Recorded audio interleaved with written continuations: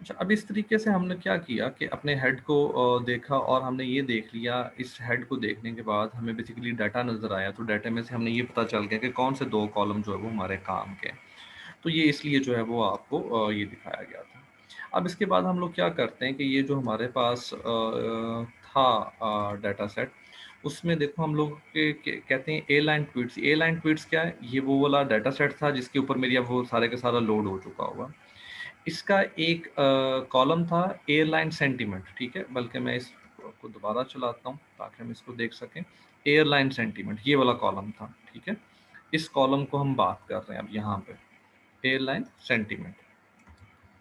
और airline sentiment की हम क्या कहते हैं कि वैल्यूज़ को काउंट करो, वैल्यूज़ को काउंट करो और काउंट करने के बाद उसको प्लॉट करो, यानी कि उसका ग्राफ बनाओ। और ग्राफ कैसा बनाना है? पाई चार्ट बनाना है।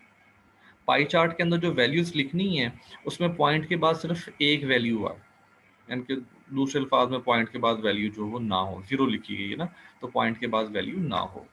तो हम इसको अगर चला के देखें तो आप यहाँ पे देखेंगे पाई चार्ट बन जाएगा। ये देखो पाई चार्ट आ गया हमारे पास। और ये किसका है? ए लाइन सेंटीमेंट जो हमारा कॉलम था, ये वाला जो कॉलम है हमारा, जिसमें ये नेगेटिव नेगेटिव नेचुरल लिखा हुआ आ रहा है, ये इस कॉलम का हम लोगों ने पाई चार्ट बनाया है, ठीक है? Natural, positive, negative. तो ज़्यादातर हमारे पास जो डाटा है वो क्या है? वो नेगेटिव है। पॉजिटिव वाला थोड़ा है, नेचुरल वाला थोड़ा है। अभी आप देखो इसके 63 लिखा हुआ आ रहा है ना, तो अगर मैं यहाँ पे 2 कर देता हूँ तो अब देखो ये वैल्यू चेंज हो जाएगी। अब इशारिये के बाद 2 अदर डिजिट और आएंगे, तो ये इसलिए लिखा गया था। और ये भी चूंकि पाई चार्ट बना हुआ तो इसलिए मैंने इसको पाई बताया हुआ यहाँ पे कि ये पाई चार्ट बनाना है, ठीक है? तो ये सब चीज़ें जो हैं वो इसलिए थी। और ये बेसिकली हमें इसलिए होता है ताकि हमें पता चल सके कि हमारा डाटे में कौन सा पोर्शन ज़्यादा है। चूँकि हमें बैलेंस डाटा चाहिए होता है, तो अगर बैलेंस डाटा नहीं होता तो उसमें फिर हमारे लिए प्रॉब्लम्स हो जाती हैं। तो अगर हम यहाँ पे भी देखें तो ये ऐसा कोई इतना ज़्यादा बैलेंस डाटा जो है वो इसमें नहीं मौजूद है। और ये पाई चार्ट हमारे पास कहाँ से आता है? मैटप्लॉटलिब में से आता है, तो इसलिए हमने उसको जो है वो पहले इंपोर्ट किया हुआ था। अब इसके बाद क्या करते हैं? अच्छा, अब इसके बाद हमने फीचर्स निकालने हैं। फीचर से मतलब क्या था? हमारे वो वाले सेंटेंस, ठीक है? अब अगर आप सेंटेंस की बात करें तो सेंटेंस का अगर हम देखें तो ये ज़ीरो कॉलम है। कॉलम ज़ीरो से स्टार्ट होते हैं हमारे यहाँ पे, ठीक है? Zero, one, two, three, four, five, six, seven, eight, nine, ten. तो टेक्स्ट वाला जो है उसका कॉलम कौन सा बनता है? 10 बनता है, ठीक है? तो अगर इसका 10 बनता है तो हमने यही वाली बात यहाँ पे की है। यहाँ पे अगर आप देखो तो हम कहते हैं कि ये जो एयरलाइन ट्वीट्स वाला हमारे पास था डाटा, उसकी लोकेशन नंबर से ith लोकेशन, उसकी ये कॉलम का मतलब होता है कि सारी की सारी रोज, जितनी भी रोज हैं उसमें, लेकिन कॉलम कौन सा पिक करना? 10th, यानी कि टेक्स्ट वाला। तो सारे का सारा टेक्स्ट वाला पिक करके उसकी वैल्यूज को पिक करो और किस में स्टोर कर दो? फीचर्स में। तो सादा अल्फाज में अगर मैं आपसे बात करूं तो हमारा वो जो टेक्स्ट वाला कॉलम था वो सारे का सारा कहाँ पे आ जाएगा? फीचर्स में आ जाएगा। और ये वाला जो नीचे लिखा हुआ लेबल्स, ये मैंने दूसरा वेरिएबल बनाया और इसको मैंने कौन सा दे रहा हूँ? वन। वन मेरा कौन सा बनता है अगर आप देखें तो ये जीरो वाला था हमारे पास, ट्विटर आईडी जीरो है, ए लाइन सेंटीमेंट, यानी कि ये वाला कॉलम लेबल हमने पिक किया। और वो लेबल पिक करके सारे के सारी उसकी वैल्यूज किस में स्टोर कर दी? लेबल्स में स्टोर कर दी। तो ये अभी मैं यही आपको बता रहा था स्क्रीन जब शेयर कर रहा था, तो हम लोग अब क्या कर रहे हैं कि दो चीज़ें पिक कर ली। एक तो सारे के सारा टेक्स्ट पिक कर लिया और दूसरा सारे के सारे लेबल्स पिक कर लिया हम लोगों ने। तो मैं अगर आपको ये प्रिंट करके भी दिखा देता हूँ, फीचर्स भी और लेबल्स भी, तो टोटल जितने भी मेरे पास थे टेक्स्ट, देखो ये सारा का सारा वो टेक्स्ट आ गया। और नीचे देखो ये सारे के सारे मेरे पास क्या आ गए? वो बोले लेबल्स आ गए। अगर मैं आपको इनकी लेंथ भी पिक करके दिखाऊं तो ये अच्छे खासे बनते हैं, ठीक है? तो कोई 14,640 जो है वो हमारे पास टेक्स्ट है। और इतने ही लेबल होंगे क्योंकि हर एक के अंगेंस्ट उसका लेबल लिखा गया है ना, तो उसका मतलब है कि इतना ही जो है हमारे पास लेबल्स भी होंगे, ठीक है? सेम वैल्यू देखो वो वाली आ रही है। तो इस तरीके से हमने क्या किया कि अपने फीचर्स सारे के सारे इनके टेक्स्ट ले लिया और टेक्स्ट के साथ साथ उनके जो लेबल्स थे हम लोगों ने वो भी पिक कर लिए। लिस्ट में जब हम कॉलन की बात करते हैं ना, ये वाली जो कॉलन की बात करते हैं, इसका मतलब होता है सारे का सारा। अभी ये वाली जो पोजीशन है, क्योंकि ये इस पोजीशन का मतलब पहले रो होती है, बाद में कॉलम होता है, ठीक है। ये हम लोग शुरू से पढ़ते आए हैं कि पहले रो को बताते हैं फिर कॉलम को बताते हैं। तो रो को मैंने क्या कहा, सारी की सारी रोज, लेकिन कॉलम मैंने क्या कहा, सिर्फ एक कॉलम। तो एक कॉलम की 10th कॉलम की सारी रोज ये पिक कर रहा है। सेम ऐसे मैंने नीचे क्या बताया कि पहले वाले कॉलम की सारी रोज को पिक कर लो। तो ये चीज जो है वो यहाँ पे बताई जा रही है। अच्छा, अब हम जो बात करने जा रहे हैं ये बेसिकली है कि हमने अपने टेक्स्ट में इसको क्लीनिंग, बेसिकली इसे कहा जाता है फीचर क्लीनिंग भी इसको, या डाटा क्लीनिंग के नाम से, या डाटा प्री प्रोसेसिंग के नाम से, ये सभी टर्म्स जो हैं वो इसके लिए इस्तेमाल की जा रही होती हैं। क्योंकि कुछ चीज़ें ऐसी टेक्स्ट में आती जो हमारे काम की नहीं होती। अगर आपने भी वो टेक्स्ट देखा हो तो देखो उसमें बहुत सारी चीज़ें ऐसी थी जो हमारे काम की नहीं थी। कुछ स्पेशल कैरेक्टर्स आ जाते हैं, वो हमारे काम के नहीं थे। इसके अलावा कुछ स्पेसेस एक्स्ट्रा हो जाती हैं। तो मुख्तलिफ चीज़ें हैं जो हमारे काम की नहीं होती, उनको हम अपने टेक्स्ट में से ख़त्म करना चाह रहे होते हैं, ताकि हमारा जो फ़ीचर है वो मज़ीद प्योरीफाई हो जाए। जितना फ़ीचर आपका अच्छा होगा उतनी ही प्रेडिक्शन अच्छी होगी। तो उसके लिए क्या किया गया, हम लोगों ने पहले एक लिस्ट बनाई, और लिस्ट का नाम क्या लिखा, प्रोसेस्ड फीचर्स। ठीक है, यहाँ पे अगर एंड में देखो तो एस लिखा गया, फीचर्स। ठीक है, तो मेरे पास जितने भी प्रोसेस फीचर्स होंगे ना, वो सारे मैं इस लिस्ट में डालता जाऊंगा। कैसे डालूंगा, अभी नीचे इसके लिए कोड आ जाएगा। फिर मैंने एक लाइब्रेरी इंपोर्ट की, इसे हम कहते हैं regular expression. R E basically मतलब क्या है, रेगुलर एक्सप्रेशन। ये आप लोगों ने थ्योरी ऑफ ऑटोमेटा में भी कहीं पढ़े होंगे। रेगुलर एक्सप्रेशन हमें हेल्प करते हैं अपनी जो है वो टेक्स्ट को देखने के लिए। तो उसी के बिहाफ पर हम टेक्स्ट एनालिसिस भी यहाँ पे करेंगे। और रेगुलर एक्सप्रेशन को यूज़ करने के लिए हमें फिर क्या करना पड़ता है, इस लाइब्रेरी को जो है इंपोर्ट करना पड़ता है। ये लाइब्रेरी हमें हेल्प करती है। अब हमने यहाँ पे एक फार लूप लगाई है। फार लूप में हमने कहा है कि स्टार्ट कहाँ से होगी, 0 से स्टार्ट होगी, और कितने जाएगी, जितनी के फीचर्स की लेंथ है। तो मतलब ये हो गया कि मेरे हर एक सेंटेंस के लिए ये वाली लूप चलेगी। तो दूसरे अल्फाज में वो जो भी हम बात कर रहे थे 14,000 समथिंग, ये वाली जो वैल्यूज हमने यहाँ पे आई थी, 14,640 टाइम्स जो है ये वाली लूप चलेगी, 0 से लेके इतनी टाइम्स तक जो है ये वाली लूप चलेगी। और अब होगा क्या कि जो मेरा सेंटेंस होगा, अब सपोज पहले इसमें वैल्यू क्या आ जाएगी, इसमें 0 आ जाएगी सेंटेंस में। अगली दफ़ा लूप चलेगी तो इसमें क्या आ जाएगा, 1। अगली दफ़ा चलेगी तो इसमें क्या आ जाएगा, 2। सो ऑन, इस तरीके से जो है ये वाली सारी की सारी चल रही होती है। अब इसको समझाने के लिए अगर मैं मज़ीद आपको एक चीज़ और बताऊँ, अगर यहाँ पर, तो मैं एक कोड लिखता हूँ, और मैं लिखता हूँ जी,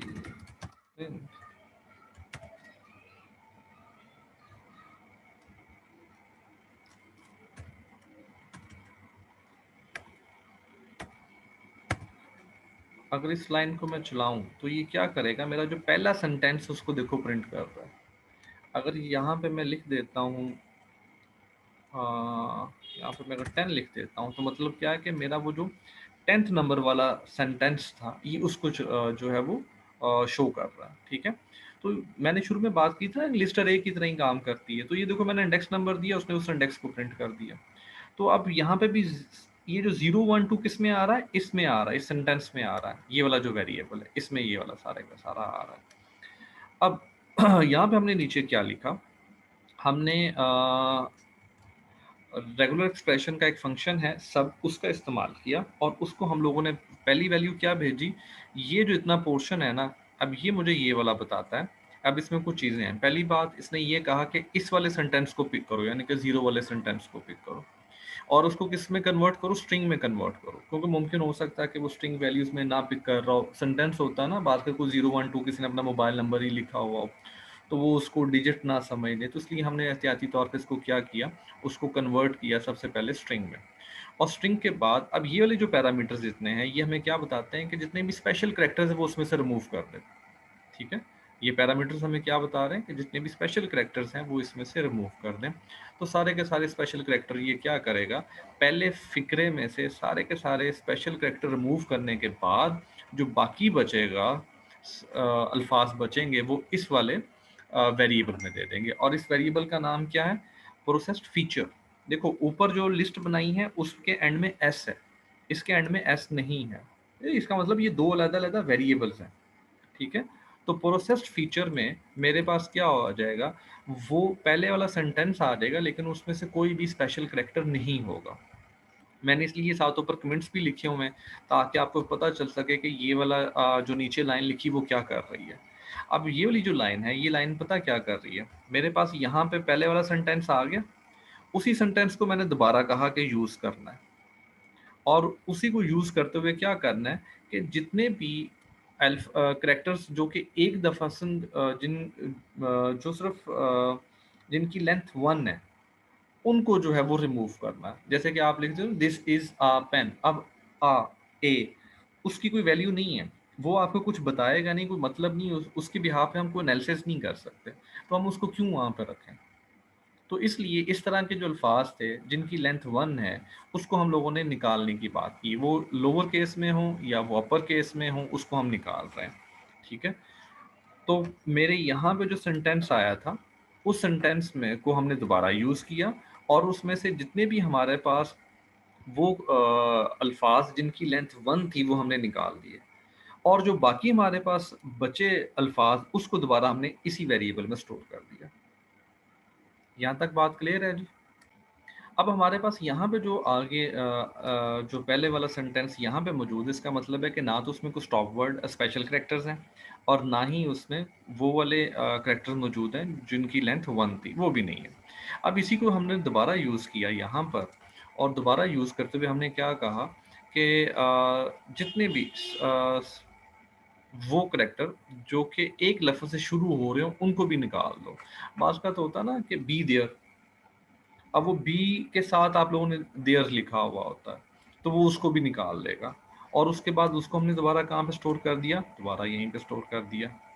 अब इसके बाद अगले वाले में हमने क्या किया, मल्टीपल स्पेसेस जो थी वो हम लोगों ने रिमूव की, कि बाज़ का तो होता है ना, आप लिखते-लिखते एक से ज़्यादा दफ़ा जो है वो स्पेस डाल देते हैं, उसको रिमूव की, और उसके बाद हम लोगों ने प्रीफिक्स जितने भी कोई थे, उनको रिमूव किया, ठीक है। तो इस तरीके से हमने ये मुख्तलिफ़ तरह की क्लीनिंग की, मुख्तलिफ़ तरह की प्रोसेसिंग की, प्री प्रोसेसिंग की अपने एक पे। और अब ये सभी हम किस पे कर रहे हैं, अभी पहले वाले सेंटेंस की बात कर रहे हैं। अब यहाँ तक हमारे पास सेंटेंस आ गया, उस सेंटेंस को हमने फिर क्या किया, लोअर केस में कन्वर्ट किया। लोअर केस में कन्वर्ट करने के बाद हमने यहाँ पे इसको स्टोर कर दिया।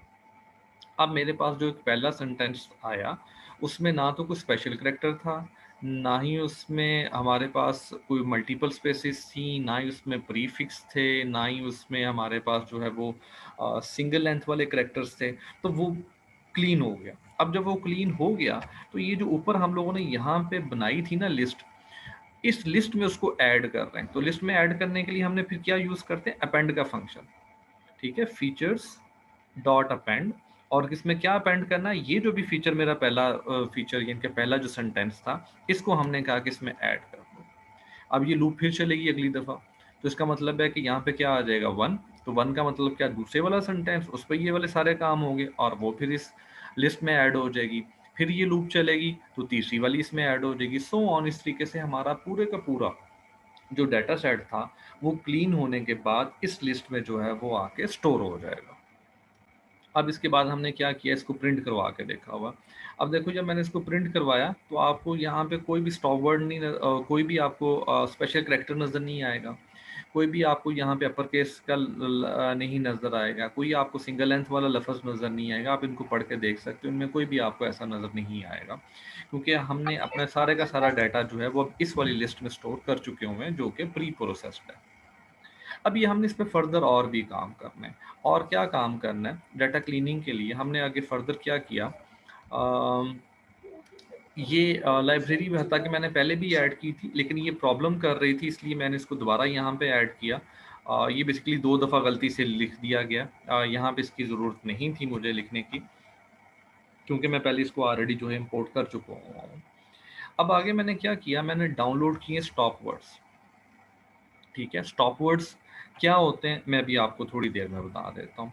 और स्टॉप वर्ड्स को डाउनलोड करने के लिए हवाले से ये वाली लाइंस जो हैं वो लिखी जाती हैं, ये वाली लाइन लिखी जाती है। और मैंने जो स्टॉप वर्ड्स डाउनलोड किए वो कौन से किए? इंग्लिश के किए हुए हैं। देखिए हमारे पास कुछ सेंटेंस हैं, सेंटेंस में कुछ लफ्ज़ आ जाते हैं जिन्हें हम कहते हैं कि वो स्टॉप वर्ड्स हैं। मिसाल के तौर पर ये बेटा मैंने कुछ ना अभी लिखा था एग्जाम्पल्स के, तो ये देखें ये वो सारे के सारे लफ्ज़ हैं जिन्हें हम कहते हैं ये स्टॉप वर्ड्स हैं। एंड, बट, हाउ, और, एंड, व्हाट। तो ये हमें ज़रूरत नहीं है इनकी। ज़रूरत क्यों नहीं है? क्योंकि इन इन जो ये वाले जो हमारे पास अल्फाज हैं, इनके बिहाफ पे हम लोग कोई फर्दर एनालिसिस कर नहीं सकते, इसलिए हमने इनको ख़त्म किया।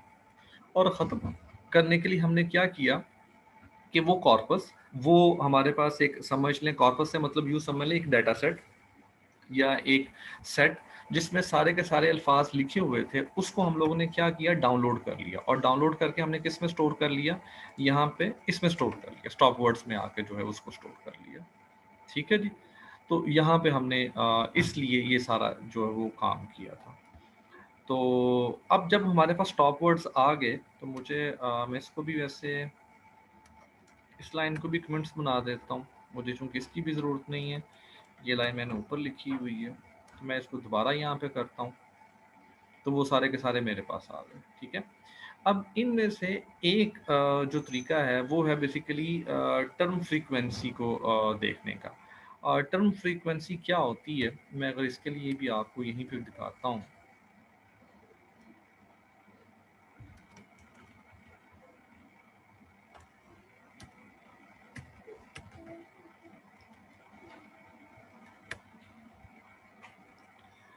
अच्छा, ये नहीं बता रहा इसको सही तरीके से।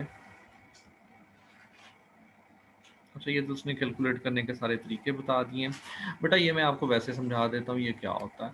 बेसिकली टर्म फ्रीक्वेंसी पता क्या होती है कि एक लफ्ज़ आपके पूरा डाटा सेट में कितनी दफ़ा आया है, वो उसकी टर्म फ्रीक्वेंसी होती है। जैसे अगर आपने कहा है जी कि गुड का लफ्ज़ पूरे के पूरे मेरे डाटा सेट में 25 दफ़ा आया है, तो गुड की टर्म फ्रीक्वेंसी कितनी होगी? 25 होगी। फिर हम कहते हैं बैड की टर्म फ्रीक्वेंसी, बैड का जो लफ्ज़ है पूरे के पूरे डाटा सेट में कितनी दफ़ा आया, वो उसकी टर्म फ्रीक्वेंसी हो जाएगी। तो हर एक लफ्ज़ की टर्म फ्रीक्वेंसी को कैलकुलेट करना जो है वो हमें हेल्प करता है। क्योंकि अगर मुझे ये पता है कि गुड जो है वो इतनी दफ़ा आया है और वो पॉजिटिव सेंस में आया है, तो मतलब है कि जहाँ कहीं गुड का लफ्ज़ यूज़ हो रहा होगा तो उस सेंटेंस के पॉजिटिव होने के चांसेस ज़्यादा हैं। तो इसलिए हम टर्म फ्रीक्वेंसी को निकाल रहे हैं यहाँ पे। तो टर्म फ्रीक्वेंसी को निकालने के लिए क्या किया गया? एक तो हमने उसको इंपोर्ट किया, इंपोर्ट करने के बाद हमने उसको यूज़ किया।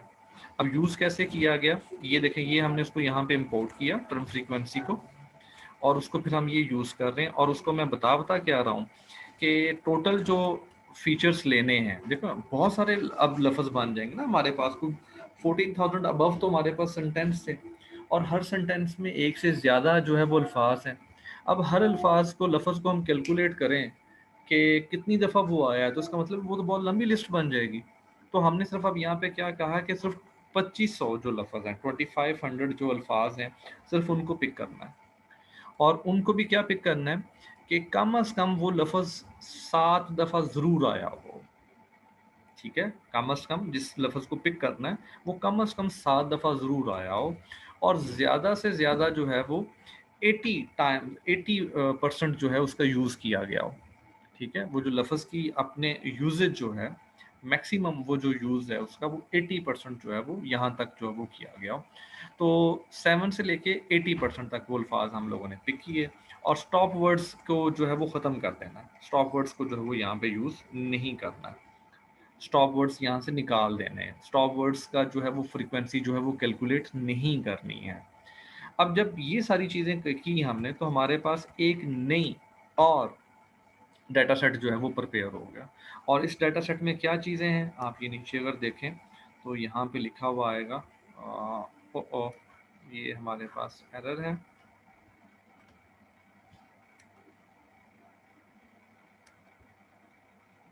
ठीक है जी, ये देखें ये वो सारे के सारे आ गए यहाँ पे। तो ये सारे के सारे वो वेक्टराइज था, इसमें क्या क्या चीज़ें स्टॉप वर्ड्स उसने रिमूव की, उसने वो बता दिए, और जो बाकी चीज़ें इसकी इन्फॉर्मेशन थी वो सारी की सारी उसने यहाँ पर जो है वो आपको शो कर दी।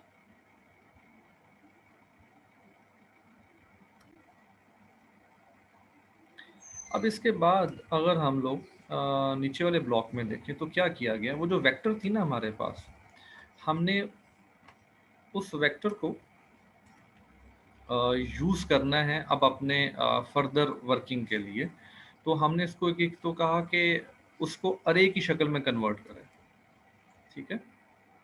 अब उस वेक्टर को हम लोगों ने क्या किया, अरे की शक्ल में कन्वर्ट किया और उसको दोबारा पहले वाले जो हमारे पास अरे थी उसी में दोबारा स्टोर कर दिया। इनके पहले हमारे पास तो चूंकि उसमें जो डाटा था उसी को हम ख़त्म करके नया वाला डाटा उसमें स्टोर कर दिया। और वो नया वाला डाटा क्या है, अब हमारे पास यहाँ पे टर्म फ्रीक्वेंसी लिखी गई है कि कौन से लफ्ज़ कितनी दफ़ा आया होगा। वो हमने जो है, अब मैं यहाँ पे एक नया वेरिएबल भी ले सकता था, लेकिन मुझे चूंकि फर्दर ज़रूरत नहीं थी इस प्रोसेस्ड फीचर वाले लिस्ट की, तो इसलिए मैंने उसको दोबारा यूज़ कर लिया। तो ये बिल्कुल ऐसे ही बात है कि जैसे पहले एक वेरिएबल में हम स्टोर करते हैं, हम कहते हैं ए इज़ इक्वल टू 10, फिर हम कह देते हैं इज़ इक्वल टू 20, तो इसका मतलब 10 खत्म हो गया, 20 आ गया ना। तो इसी तरीके से प्रोसेस्ड फीचर में पुराने वाला डाटा खत्म हो गया और नया डाटा आ गया, और नया डाटा जो है वो अरे की शक्ल में आया। अब जब अरे की शक्ल में आ गया तो हम लोगों ने अब क्या किया, उसको ट्रेन और टेस्ट की सूरत में डिवाइड किया।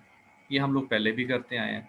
हमने यहाँ पे टेस्ट साइज कितना लिखा हुआ है, 0.2। इसका मतलब है कि 80% डाटा जो है वो ट्रेनिंग के लिए इस्तेमाल होगा और 20% जो डाटा है वो आपकी टेस्टिंग के लिए इस्तेमाल होगा। रैंडम स्टेट 0 लिखी गई है। अच्छा, ये कोई भी वैल्यू आप दे सकते हैं रैंडम स्टेट में। इसका ये फ़ायदा होता है कि आपका हर दफ़ा फिर रिजल्ट सेम आ रहे होते हैं, वरना ये चेंज होना शुरू हो जाते हैं। और आपने किसको चेंज, ये जो डिवीजन करनी है वो किसके ऊपर करनी है, वो इस वाले डाटा के ऊपर करनी है और इस वाले डाटा के ऊपर करनी है।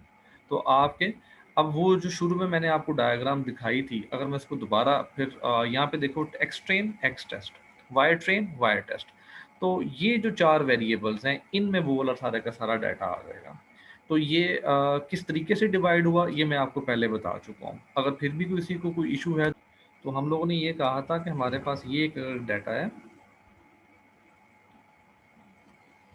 इस डाटे में यहाँ पे हमारे पास सेंटेंस, अब वो जो भी टर्म फ्रीक्वेंसीज हैं वो आ गई हमारे पास, यहाँ पे उसका लेबल आ गया, ठीक है। अब इसको हमने दो हिस्सों में डिवाइड किया। इतने पोर्शन को हम कहते हैं 80% जो पोर्शन था वो हम लोगों ने इस्तेमाल किया ट्रेनिंग के लिए, और उसको हमने नाम क्या दे देते हैं, एक्स ट्रेन, ठीक है। एक्स ट्रेन, एक्स क्यों नाम दिया, क्योंकि इस कॉलम का नाम हम कहते हैं एक्स है और इस कॉलम का हम कहते हैं ये वाई है। और इतना ही पोर्शन हम लोगों ने वाई का इस्तेमाल किया 80%, और वो इस्तेमाल किया लेबल के लिए। तो वाई अंडर स्कोर मैं जो है वो लेबल की बात कर लेता हूँ। इस तरीके से ये वाला जो पोर्शन है वो किसके लिए इस्तेमाल किया गया, एक्स अंडर स्कोर टेस्ट, ये इसके लिए इस्तेमाल किया गया, ठीक है, टेस्ट। और ये वाला भी सेम इसी तरीके से, यहाँ पे जो इतना पोर्शन था वो हम लोगों ने, ये जो है ये वाई अंडर स्कोर टेस्ट आ जाएगा, ठीक है जी। तो अभी ये इस तरीके से वेरिएबल्स जो हैं वो सारे के सारे यहाँ पे हम लोगों ने जो है वो यूज़ किए हैं। तो ये वाले जो 4 वेरिएबल में इस तरीके से हमारे पास डाटा आ गया। अब जब डाटा आ गया तो हम लोगों ने क्या करना है, हम लोगों ने रैंडम फॉरेस्ट क्लासीफायर यूज़ करना है। रैंडम फॉरेस्ट बेसिकली हम लोगों ने जो पढ़ा था ना डिसीजन ट्री, ये उसकी एक एक्सटेंडेड फॉर्म है। वक़्त के साथ देखें ना इम्प्रूवमेंट होती है, हर एक एल्गोरिदम को इम्प्रूव किया जाता है। तो डिसीजन ट्री को इम्प्रूव करते-करते जो सबसे लेटेस्ट आजकल चल रहा है वो रैंडम फॉरेस्ट जो है वो चल रहा है, ये भी ट्री ही बना रहा होता है। और हमने उसको ट्री को इम्पोर्ट किया, और ट्री को भी हम लोगों ने इस तरह बताया कि उसकी 200 जो है वो एस्टिमेटर्स बनाने हैं। वो जो उसकी आप समझ लें कि जो वो नोड्स बनानी है, जो जो जाकर वहाँ पे एस्टिमेटर बनाने हैं, वो कितने बनाने हैं, 200 बनाने हैं, 200 से ज़्यादा नहीं बनाने, क्योंकि वरना ये बहुत बड़ा ट्री हो जाता है। और उसको हमने क्या नाम दे दिया, टेक्स्ट क्लासीफायर का। अब टेक्स्ट क्लासीफायर में हमने कहा दो चीज़ें जो वो लेके जाओ। अब वो जो ट्री बनाना है उसके लिए एक्स ट्रेन और वाई ट्रेन। एक्स ट्रेन और वाई ट्रेन क्या था, ये भी हम बात कर रहे थे कि हम लोगों ने ये वाला जो इतना डाटा था, ये वाला सारा डाटा उसको दिया, और वाई ट्रेन ये वाला सारा डाटा दिया। अब वो क्या करेगा कि वो अपने आप यूं ही समझ लें कि वो गेन कैलकुलेट कर रहा है, वो उसकी इंट्रॉपी कैलकुलेट कर रहा है, और उस लिहाज से वो बनाता जा रहा है। और आपको वहाँ पे यूज़ होगा, जब आपने ये बनाया था तो आपको हमें जो क्लास चाहिए थी कि ये येस नो, अगर हम लोगों ने उसको टेनिस प्ले का डाटा जो है उसके तहत बनाया था, तो ये अब जो लेबल है वो इस वक्त वहाँ पे उसी क्लास का काम कर रहा है। तो ये दो चीज़ें हमने उसको दी। इसके बिहाफ पे उसने क्या किया कि इस तरह करके वो कुछ अपना उसने समझो कि वो ट्री बनाना शुरू कर दिया। ठीक है जी।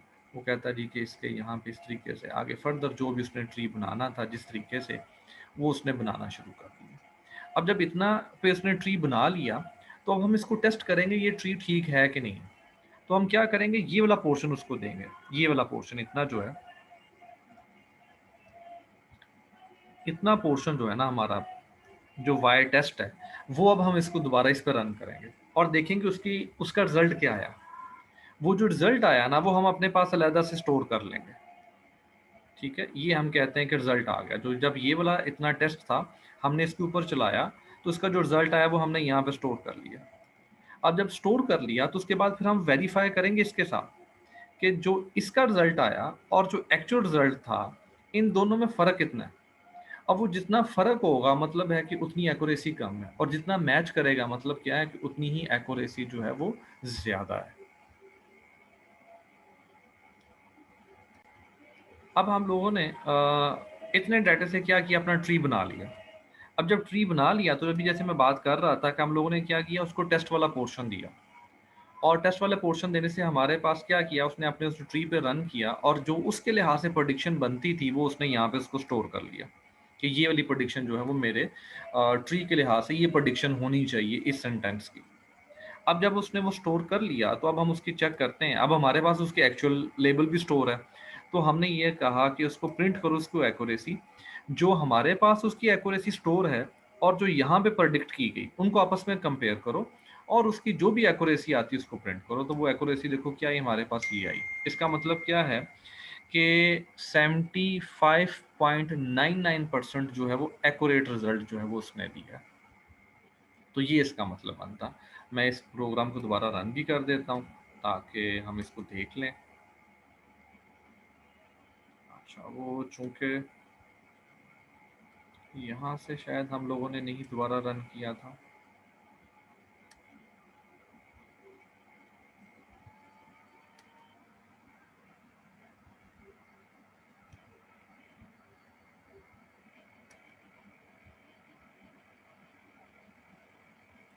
बच्चे ये ना जब हम असल में रोक देते हैं ना अपने इसको, तो उसमें क्या होता है, वो डिस्कनेक्ट हो जाता है। ये इसलिए इसके एरर आ रहा था।